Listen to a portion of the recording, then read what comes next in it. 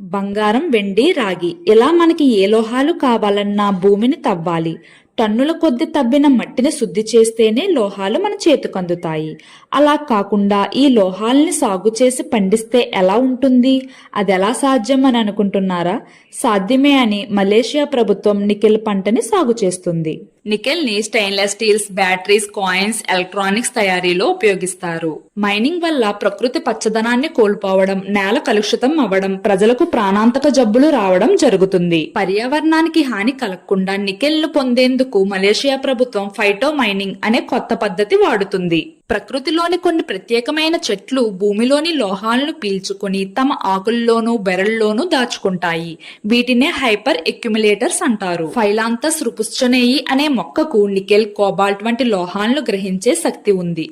అందుకే Malaysia government ఈ చెట్లను సాగు చేస్తూ తవ్వకాలు లేకుండా నికెల్ ను పండిస్తున్నారు.